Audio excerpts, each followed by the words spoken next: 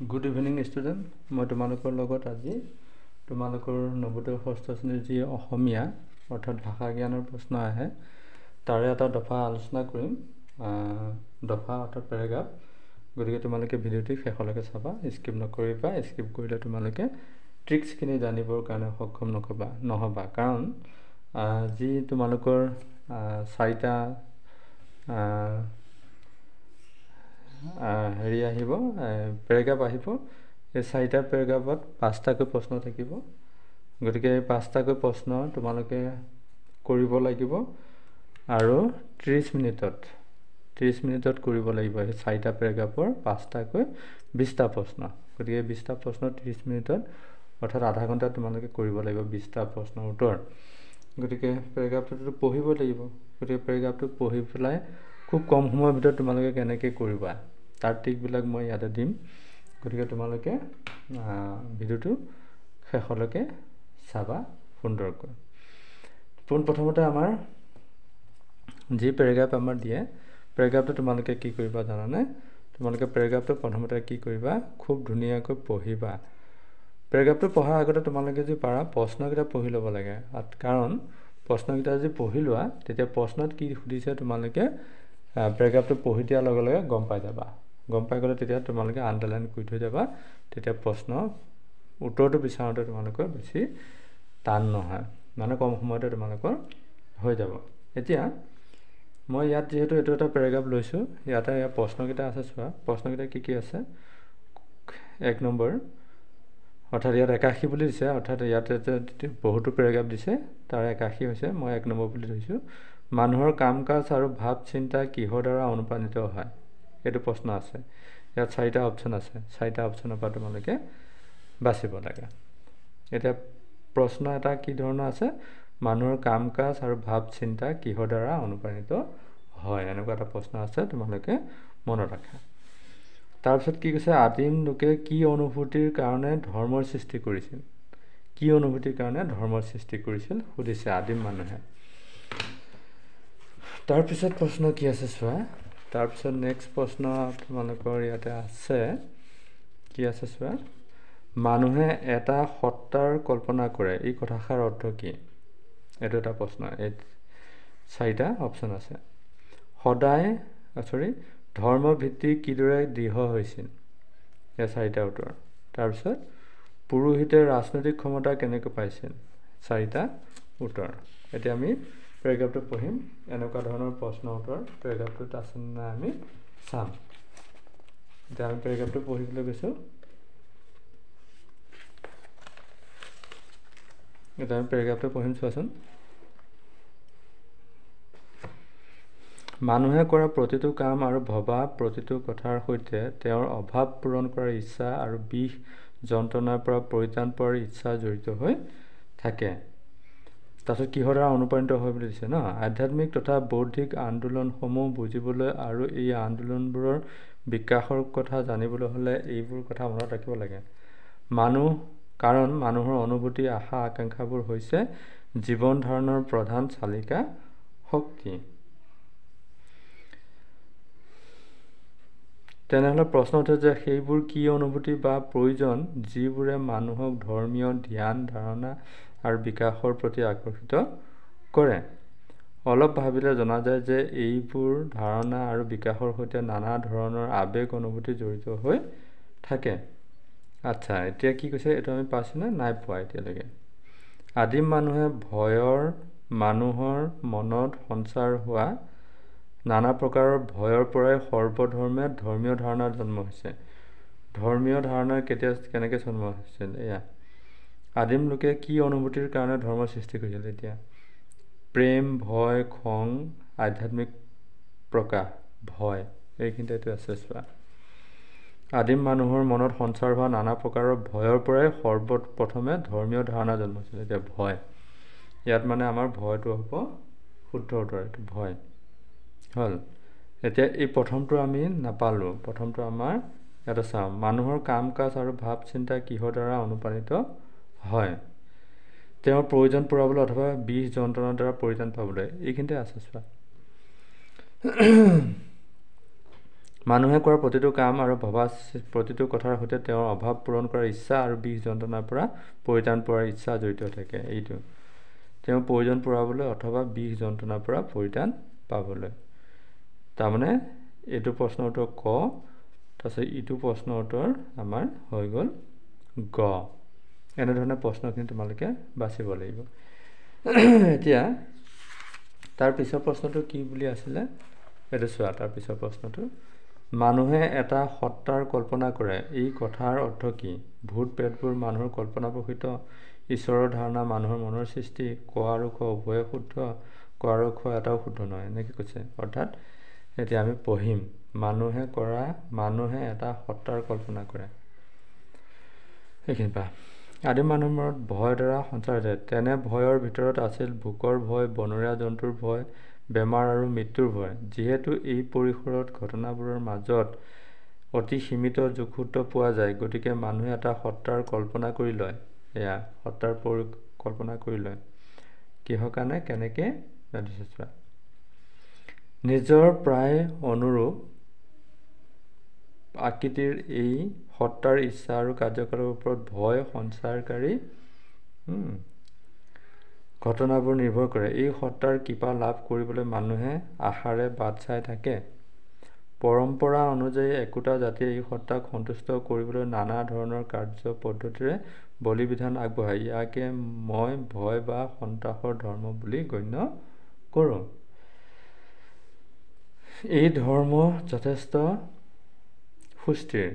সেই সত্তা আৰু সাধাৰণ লোকৰ মাজত মধ্যস্থতাকাৰী ৰূপত পুৰোহিতসকলে যথেষ্ট ক্ষমতা লাভ কৰে যদিও তেওঁলোকৰ কাৰণেই ধৰ্মটো সুস্থিৰ হৈ আছে বুলি ক'ব নোৱাৰি।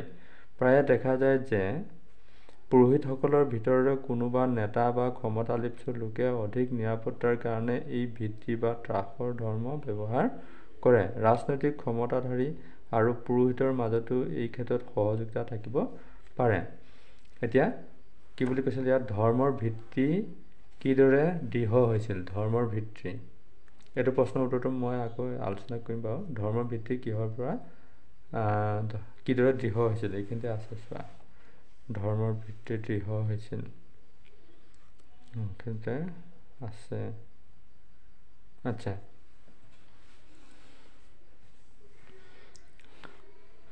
সৰ্বপ্ৰথমে ধৰ্মীয় তেনে ভয়ৰ ভিতৰত আছিল ভোকৰ ভয়, বনৰীয়া জন্তুৰ ভয়, বেমাৰ আৰু মৃত্যুৰ ভয়।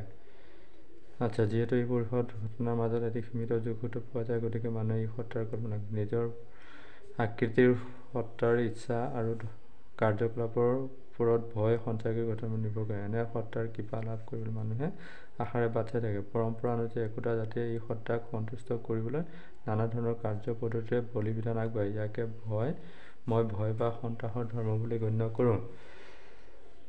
আচ্ছা, ধৰ্মৰ ভিত্তি, আচ্ছা, ধৰ্মৰ ভিত্তিটো ভয় আছিলে সদায় থকা ভয় আৰু মৃত্যুৰ যোগেদি, ঈশ্বৰত বিশ্বাস দৃঢ় হোৱাৰ যোগেদি, ধৰ্মীয় ক্ৰিয়াকাণ্ডৰ যোগেদি, পুৰোহিত শ্ৰেণীৰ বিকাশৰ যোগেদি। এইটো হ'ল ধৰ্মৰ ভিত্তি কিদৰে দৃঢ় হৈছিল, সদায় থকা ভয় আৰু মৃত্যুৰ যোগেদি। তাৰপিছত কি কৈছে, পুৰোহিতে ৰাজনৈতিক ক্ষমতা কেনেকৈ পাইছিল? এতিয়া কৈছে, ক্ষমতালিপ্ত শাসকৰ সৈতে হাত মিলাই স্বেচ্ছাচাৰী শাসকৰ পৰা ধৰ্মীয় বিশ্বাস ৰক্ষা কৰি, শাসকসকলৰ মনত কোনো অজ্ঞাত ভিত্তিত সঞ্চাৰ কৰি ৰাজনৈতিক আন্দোলনেৰে ধৰ্মীয় সমৰ্থন আগবঢ়ায়। আচ্ছা, ইয়াতে আছে চোৱা।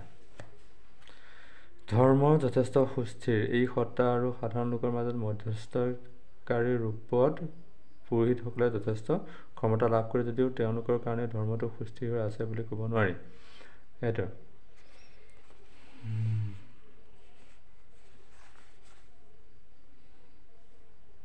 প্ৰায় দেখা যায় যে পুৰোহিতসকলৰ ভিতৰৰে কোনোবা নেতা বা ক্ষমতালিপ্ত লোকে অধিক নিৰাপত্তাৰ কাৰণে এই ভিত্তি বা ত্ৰাসৰ ধৰ্ম ব্যৱহাৰ কৰে। এইটো ইয়াত শুদ্ধটো হ'ব, পুৰোহিতে ৰাজনৈতিক ক্ষমতা কেনেকৈ পাইছিল? ক্ষমতালিপ্ত শাসকৰ সৈতে হাত মিলাই।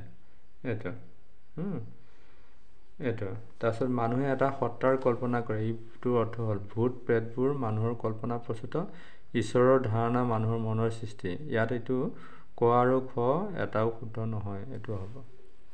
গতিকে এই ধৰণে তোমালোকে কি কৰিব লাগিব, এই যে আমাৰ ভাষা জ্ঞানৰ যিকেইটা প্ৰশ্ন আহে সেই প্ৰশ্নকেইটা তোমালোকে উত্তৰখিনি কৰিব লাগিব। এনেকুৱা আমাৰ 4টা পেৰাগ্ৰাফ আহিব। গতিকে এই 4টা পেৰাগ্ৰাফৰ উত্তৰটো তোমালোকে 30 মিনিটৰ সময়ৰ ভিতৰত কৰিব লাগিব। গতিকে ট্ৰিকবিলাক তোমালোকে বুজিবৰ কাৰণে মোৰ চেনেলটো ছাবস্ক্ৰাইব কৰি ল'বা আৰু কাষতে থকা বেল আইকনটো প্ৰেছ কৰি অল অপশ্যনত ক্লিক কৰি ল'বা। গতিকে আজি ভিডিঅ'টো কেনেকুৱা পালা জনাবা। পৰৱৰ্তী সময়ত আকৌ আহিম। ধন্যবাদ। Good evening student. মই তোমালোকৰ লগত আজি তোমালোকৰ নৱোদয় ষষ্ঠ শ্ৰেণীৰ যি অসমীয়া অৰ্থাৎ ভাষা জ্ঞানৰ প্ৰশ্ন আহে তাৰে এটা দফা আলোচনা কৰিম। দফা অৰ্থাৎ পেৰাগ্ৰাফ। গতিকে তোমালোকে ভিডিঅ'টি শেষলৈকে চাবা, স্কিপ নকৰিবা। স্কিপ কৰিলে তোমালোকে ট্ৰিক্সখিনি জানিবৰ কাৰণে সক্ষম নহ'বা। কাৰণ যি তোমালোকৰ 4টা আহিব পেৰাগ্ৰাফ আহিব। এই 4টা পেৰাগ্ৰাফত 5টাকৈ প্ৰশ্ন থাকিব। গতিকে এই 5টাকৈ প্ৰশ্ন তোমালোকে কৰিব লাগিব আৰু 30 মিনিটত কৰিব লাগিব। এই 4টা পেৰাগ্ৰাফৰ 5টাকৈ 20টা প্ৰশ্ন। গতিকে 20টা প্ৰশ্ন 30 মিনিটত অৰ্থাৎ আধা ঘণ্টাত তোমালোকে কৰিব লাগিব 20টা প্ৰশ্নৰ উত্তৰ। গতিকে পেৰাগ্ৰাফটোতো পঢ়িব লাগিব। গতিকে পেৰাগ্ৰাফটো পঢ়ি পেলাই খুব কম সময়ৰ ভিতৰত তোমালোকে কেনেকৈ কৰিবা তাৰ ট্ৰিকবিলাক মই ইয়াতে দিম। গতিকে তোমালোকে ভিডিঅ'টো শেষলৈকে চাবা সুন্দৰকৈ। পোনপ্ৰথমতে আমাৰ যি পেৰাগ্ৰাফ আমাৰ দিয়ে, পেৰাগ্ৰাফটো তোমালোকে কি কৰিবা জানানে? তোমালোকে পেৰাগ্ৰাফটো প্ৰথমতে কি কৰিবা, খুব ধুনীয়াকৈ পঢ়িবা। পেৰাগ্ৰাফটো পঢ়াৰ আগতে তোমালোকে যদি পাৰা প্ৰশ্নকেইটা পঢ়ি ল'ব লাগে। কাৰণ প্ৰশ্নকেইটা যদি পঢ়ি লোৱা তেতিয়া প্ৰশ্নত কি সুধিছে তোমালোকে পেৰাগ্ৰাফটো পঢ়ি দিয়াৰ লগে লগে গম পাই যাবা। গম পাই গ'লে তেতিয়া তোমালোকে আণ্ডাৰলাইন কৰি থৈ যাবা। তেতিয়া প্ৰশ্ন উত্তৰটো বিচাৰোঁতে তোমালোকৰ বেছি টান নহয়, মানে কম সময়তে তোমালোকৰ হৈ যাব। এতিয়া মই ইয়াত যিহেতু এইটো এটা পেৰাগ্ৰাফ লৈছোঁ, ইয়াতে প্ৰশ্নকেইটা আছে চোৱা। প্ৰশ্নকেইটা কি আছে? 1 নম্বৰ অৰ্থাৎ ইয়াত 81 বুলি দিছে, অৰ্থাৎ ইয়াতে বহুতো পেৰাগ্ৰাফ দিছে, তাৰ 81 হৈছে। মই 1 নম্বৰ বুলি ধৰিছোঁ। মানুহৰ কাম কাজ আৰু ভাৱ চিন্তা কিহৰ দ্বাৰা অনুপ্ৰাণিত হয়? এইটো প্ৰশ্ন আছে। ইয়াত 4টা অপশ্যন আছে। 4টা অপশ্যনৰ পৰা তোমালোকে বাচিব লাগে। এতিয়া প্ৰশ্ন এটা কি ধৰণৰ আছে? মানুহৰ কাম কাজ আৰু ভাৱ চিন্তা কিহৰ দ্বাৰা অনুপ্ৰাণিত হয়? এনেকুৱা এটা প্ৰশ্ন আছে, তোমালোকে মনত ৰাখা। তাৰপিছত কি কৈছে? আদিম লোকে কি অনুভূতিৰ কাৰণে ধৰ্মৰ সৃষ্টি কৰিছিল? কি অনুভূতিৰ কাৰণে ধৰ্মৰ সৃষ্টি কৰিছিল সুধিছে আদিম মানুহে। তাৰপিছত প্ৰশ্ন কি আছে চোৱা। তাৰপিছত নেক্সট প্ৰশ্ন তোমালোকৰ ইয়াতে আছে, কি আছে চোৱা। মানুহে এটা সত্তাৰ কল্পনা কৰে, এই কথাষাৰ অৰ্থ কি? এইটো এটা প্ৰশ্ন। এই 4টা অপশ্যন আছে। ধৰ্মৰ ভিত্তি কিদৰে দৃঢ় হৈছিল? এই 4টা উত্তৰ। তাৰপিছত পুৰোহিতে ৰাজনৈতিক ক্ষমতা কেনেকৈ পাইছিল? 4টা উত্তৰ। এতিয়া আমি পেৰাগ্ৰাফটো পঢ়িম। এনেকুৱা ধৰণৰ প্ৰশ্ন উত্তৰ পেৰাগ্ৰাফটোত আছে নাই আমি চাম। এতিয়া আমি পেৰাগ্ৰাফটো পঢ়িবলৈ গৈছোঁ। এতিয়া আমি পেৰাগ্ৰাফটো পঢ়িম, চোৱাচোন। মানুহে কৰা প্ৰতিটো কাম আৰু ভবা প্ৰতিটো কথাৰ সৈতে তেওঁৰ অভাৱ পূৰণ কৰাৰ ইচ্ছা আৰু বিষ যন্ত্ৰণাৰ পৰা পৰিত্ৰাণ পোৱাৰ ইচ্ছা জড়িত হৈ থাকে। তাৰপিছত কিহৰ দ্বাৰা অনুপ্ৰাণিত হয় বুলি দিছে ন? আধ্যাত্মিক তথা বৌদ্ধিক আন্দোলনসমূহ বুজিবলৈ আৰু এই আন্দোলনবোৰৰ বিকাশৰ কথা জানিবলৈ হ'লে এইবোৰ কথা মনত ৰাখিব লাগে। কাৰণ মানুহৰ অনুভূতি, আশা আকাংক্ষাবোৰ হৈছে জীৱন ধাৰণৰ প্ৰধান চালিকা শক্তি। তেনেহ'লে প্ৰশ্ন উঠে যে সেইবোৰ কি অনুভূতি বা প্ৰয়োজন যিবোৰে মানুহক ধৰ্মীয় ধ্যান ধাৰণা আৰু বিকাশৰ প্ৰতি আকৰ্ষিত কৰে? অলপ ভাবিলে জনা যায় যে এইবোৰ ধাৰণা আৰু বিকাশৰ সৈতে নানা ধৰণৰ আৱেগ অনুভূতি জড়িত হৈ থাকে। আচ্ছা, এতিয়া কি কৈছে? এইটো আমি পাইছোঁনে? নাই পোৱা এতিয়ালৈকে। আদিম মানুহে মানুহৰ মনত সঞ্চাৰ হোৱা নানা প্ৰকাৰৰ ভয়ৰ পৰাই সৰ্বধৰ্মে ধৰ্মীয় ধাৰণাৰ জন্ম হৈছে। ধৰ্মীয় ধাৰণা কেনেকৈ জন্ম হৈছিল? এয়া আদিম লোকে কি অনুভূতিৰ কাৰণে ধৰ্মৰ সৃষ্টি কৰিছিল? এতিয়া প্ৰেম, ভয়, খং, আধ্যাত্মিক প্ৰকাশ, ভয়, এইখিনিতে এইটো আছে চোৱা। আদিম মানুহৰ মনত সঞ্চাৰ হোৱা নানা প্ৰকাৰৰ ভয়ৰ পৰাই সৰ্বপ্ৰথমে ধৰ্মীয় ধাৰণা জন্মিছিল। এতিয়া ভয়, ইয়াত মানে আমাৰ ভয়টো হ'ব শুদ্ধ উত্তৰ, এইটো ভয় হ'ল। এতিয়া এই প্ৰথমটো আমি নাপালোঁ। প্ৰথমটো আমাৰ ইয়াতে চাওঁ, মানুহৰ কাম কাজ আৰু ভাৱ চিন্তা কিহৰ দ্বাৰা অনুপ্ৰাণিত হয়? তেওঁৰ প্ৰয়োজন পূৰাবলৈ অথবা বিষ যন্ত্ৰণাৰ দ্বাৰা পৰিত্ৰাণ পাবলৈ। এইখিনিতে আছে চোৱা। মানুহে কৰা প্ৰতিটো কাম আৰু ভবা প্ৰতিটো কথাৰ সৈতে তেওঁৰ অভাৱ পূৰণ কৰাৰ ইচ্ছা আৰু বিষ যন্ত্ৰণাৰ পৰা পৰিত্ৰাণ পোৱাৰ ইচ্ছা জড়িত থাকে। এইটো তেওঁৰ প্ৰয়োজন পূৰাবলৈ অথবা বিষ যন্ত্ৰণাৰ পৰা পৰিত্ৰাণ পাবলৈ। তাৰমানে এইটো প্ৰশ্নৰ উত্তৰ ক, তাৰপিছত ইটো প্ৰশ্নৰ উত্তৰ আমাৰ হৈ গ'ল গ। এনেধৰণে প্ৰশ্নখিনি তোমালোকে বাচিব লাগিব। এতিয়া তাৰ পিছৰ প্ৰশ্নটো কি বুলি আছিলে এইটো চোৱা। তাৰ পিছৰ প্ৰশ্নটো, মানুহে এটা সত্তাৰ কল্পনা কৰে, এই কথাৰ অৰ্থ কি? ভূত প্ৰেতবোৰ মানুহৰ কল্পনাপ্ৰসূত, ঈশ্বৰৰ ধাৰণা মানুহৰ মনৰ সৃষ্টি। ক আৰু খ উভয়ে শুদ্ধ, ক আৰু খ এটাও শুদ্ধ নহয়, এনেকৈ কৈছে। অৰ্থাৎ এতিয়া আমি পঢ়িম, মানুহে এটা সত্তাৰ কল্পনা কৰে। সেইখিনি পা আদিম মানুহৰ মনত ভয়ৰ দ্বাৰা সঞ্চাৰ হৈছে। তেনে ভয়ৰ ভিতৰত আছিল ভোকৰ ভয়, বনৰীয়া জন্তুৰ ভয়, বেমাৰ আৰু মৃত্যুৰ ভয়। যিহেতু এই পৰিসৰত ঘটনাবোৰৰ মাজত অতি সীমিত যোগসূত্ৰ পোৱা যায়, গতিকে মানুহে এটা সত্তাৰ কল্পনা কৰি লয়। এয়া সত্তাৰ কল্পনা কৰি লয়। কিহৰ কাৰণে, কেনেকৈ ৰাধিছে চোৱা। নিজৰ প্ৰায় অনুৰূপ আকৃতিৰ এই সত্তাৰ ইচ্ছা আৰু কাৰ্যকলাপৰ ওপৰত ভয় সঞ্চাৰকাৰী ঘটনাবোৰ নিৰ্ভৰ কৰে। এই সত্তাৰ কৃপা লাভ কৰিবলৈ মানুহে আশাৰে বাট চাই থাকে। পৰম্পৰা অনুযায়ী একোটা জাতিয়ে এই সত্তাক সন্তুষ্ট কৰিবলৈ নানা ধৰণৰ কাৰ্য পদ্ধতিৰে বলি বিধান আগবঢ়ায়। ইয়াকে মই ভয় বা সন্ত্ৰাসৰ ধৰ্ম বুলি গণ্য কৰোঁ। এই ধৰ্ম যথেষ্ট সুস্থিৰ। সেই সত্তা আৰু সাধাৰণ লোকৰ মাজত মধ্যস্থতাকাৰী ৰূপত পুৰোহিতসকলে যথেষ্ট ক্ষমতা লাভ কৰে যদিও তেওঁলোকৰ কাৰণেই ধৰ্মটো সুস্থিৰ হৈ আছে বুলি ক'ব নোৱাৰি। প্ৰায়ে দেখা যায় যে পুৰোহিতসকলৰ ভিতৰৰে কোনোবা নেতা বা ক্ষমতালিপ্ত লোকে অধিক নিৰাপত্তাৰ কাৰণে এই ভিত্তি বা ত্ৰাসৰ ধৰ্ম ব্যৱহাৰ কৰে। ৰাজনৈতিক ক্ষমতাধাৰী আৰু পুৰোহিতৰ মাজতো এই ক্ষেত্ৰত সহযোগিতা থাকিব পাৰে। এতিয়া কি বুলি কৈছিল ইয়াত, ধৰ্মৰ ভিত্তি কিদৰে দৃঢ় হৈছিল? ধৰ্মৰ ভিত্তি, এইটো প্ৰশ্নৰ উত্তৰটো মই আকৌ আলোচনা কৰিম বাৰু। ধৰ্মৰ ভিত্তি কিহৰ পৰা কিদৰে দৃঢ় হৈছিল এইখিনিতে আছে চোৱা। ধৰ্মৰ ভিত্তি দৃঢ় হৈছিল এইখিনিতে আছে। আচ্ছা,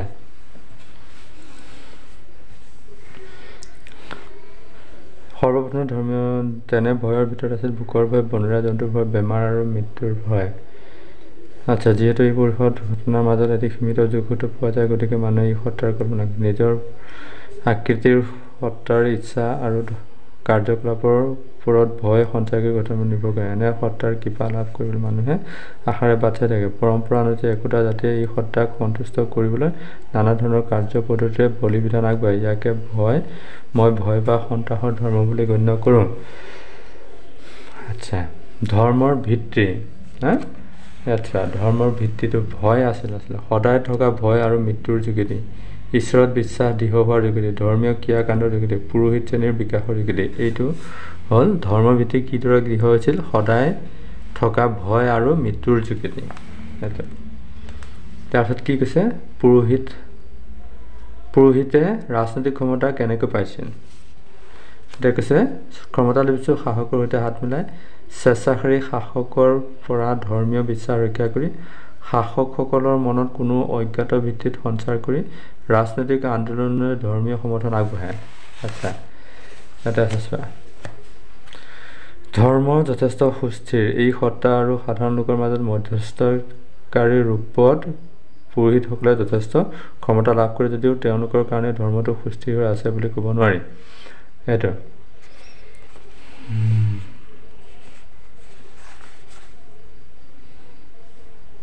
প্ৰায় দেখা যায় যে পুৰোহিতসকলৰ ভিতৰৰে কোনোবা নেতা বা ক্ষমতালিপ্ত লোকে অধিক নিৰাপত্তাৰ কাৰণে এই ভিত্তি বা ত্ৰাসৰ ধৰ্ম ব্যৱহাৰ কৰে। এইটো ইয়াত শুদ্ধটো হ'ব পুৰোহিতে ৰাজনৈতিক ক্ষমতা কেনেকৈ পাইছিল ক্ষমতা লিপ্সু শাসকৰ সৈতে হাত মিলাই এইটো তাৰপিছত মানুহে এটা সত্তাৰ কল্পনা কৰে এইটোৰ অৰ্থ হ'ল ভূত প্ৰেতবোৰ মানুহৰ কল্পনা প্ৰস্তুত ঈশ্বৰৰ ধাৰণা মানুহৰ মনৰ সৃষ্টি ইয়াত এইটো ক আৰু খ এটাও শুদ্ধ নহয় এইটো হ'ব গতিকে এই ধৰণে তোমালোকে কি কৰিব লাগিব এই যে আমাৰ ভাষা জ্ঞানৰ যিকেইটা প্ৰশ্ন আহে সেই প্ৰশ্নকেইটা তোমালোকে উত্তৰখিনি কৰিব লাগিব এনেকুৱা আমাৰ 4টা পেৰাগ্ৰাফ আহিব গতিকে এই 4টা পেৰাগ্ৰাফৰ উত্তৰটো তোমালোকে 30 মিনিটৰ সময়ৰ ভিতৰত কৰিব লাগিব গতিকে ট্ৰিকবিলাক তোমালোকে বুজিবৰ কাৰণে মোৰ চেনেলটো সাবস্ক্ৰাইব কৰি ল'বা আৰু কাষতে থকা বেল আইকনটো প্ৰেছ কৰি অল অপশ্যনত ক্লিক কৰি ল'বা গতিকে আজি ভিডিঅ'টো কেনেকুৱা পালা জনাবা পৰৱৰ্তী সময়ত আকৌ আহিম ধন্যবাদ